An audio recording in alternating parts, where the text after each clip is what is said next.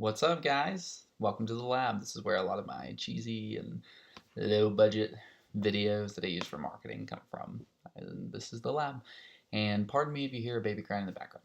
I realized after I sent out that hasty message on our brokerage Facebook page about a team that I forgot the most important part of my vision for a team: the why. The why is the most crucial thing that I can imagine when it comes to considering what I mean and why I mean team.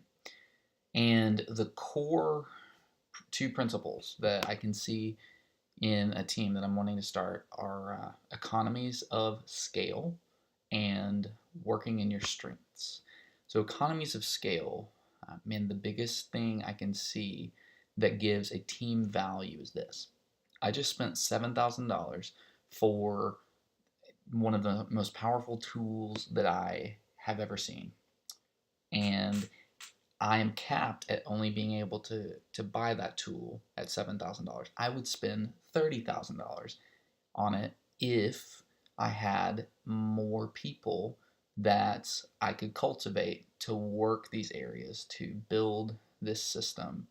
I mean, if I had more hands or more boots on the ground, as it were, then I would invest more in this.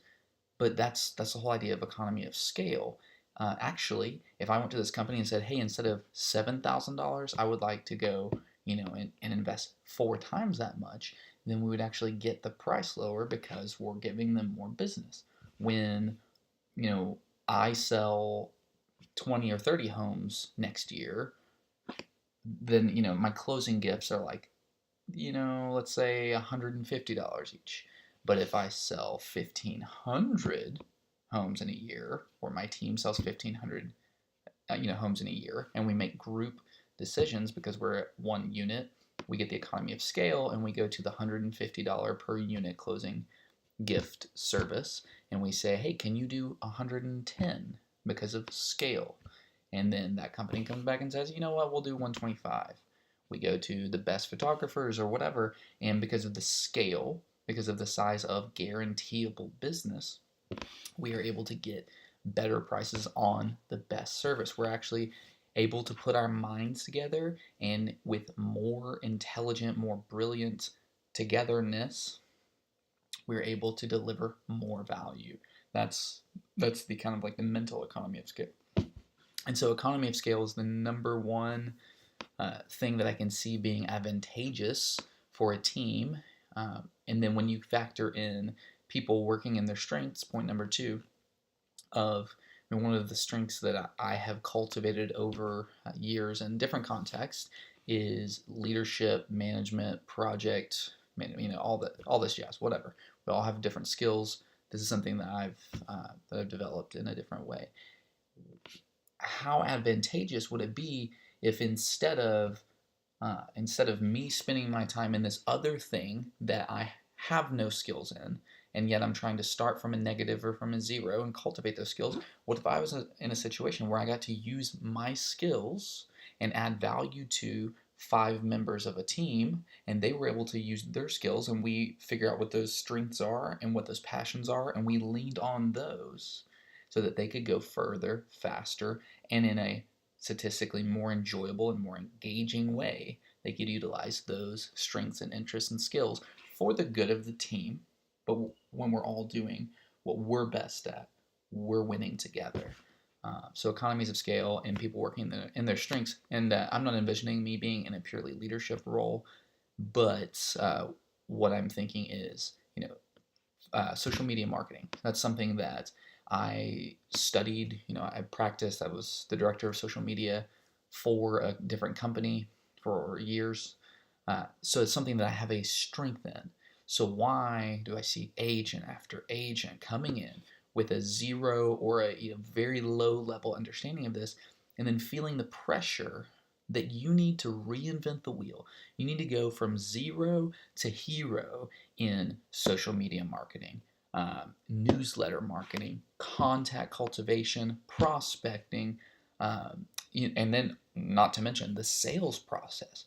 We're talking about every different aspect of real estate. When we're gunslinging solo agents, you're in it by yourself. So you need to go and you need to cultivate at least like a passing grade in every different thing. And oh, by the way, what about the financial side of your business? What about how you structure it? Are you an LLC? Are you an S corp? Are you a C corp? Are you an LLC acting as an S corp? Are you a sole proprietor? Are you doing business out of your name or out of a business name?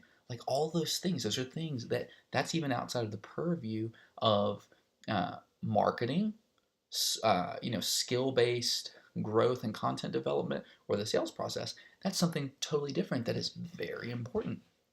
And so, anyways, so I have felt a particular grind and a burden of having to be like this maverick solopreneur stepping into a role where I have to go and develop every different thing and be a jack of all trades, when in reality I look around and there are people in our brokerage and there are people that I see cross brokerages that have towering skills in areas that would be complementary to my own. And so if we could be a team, we could come together and be like this cooperative brokerage type thing, but under a unified brand, man, we would run the show, guys. We would do it. Anyways, that's kind of the vision. And I'm just kind of trying to get a tally of, is this something that, this is a weird willism that's unique to me and it's not really practical, or is this something that would be uh, interesting for other people to explore, and we could explore this together and figure out the statistics and the details in the process. But if it's not something that's interesting to anyone else, then that's kind of a non-starter. Anyway, so I was hasty in sending the message without the why. This is the why, and let me know what you think. If this is something that you'd love to dialogue more about, from a curiosity standpoint of like, what the heck are you thinking, Will? I'm in. If you know someone and you're like, man, they would be perfect in this role, connect me with them. I'd love to figure out how to go further, faster together. Thanks, guys.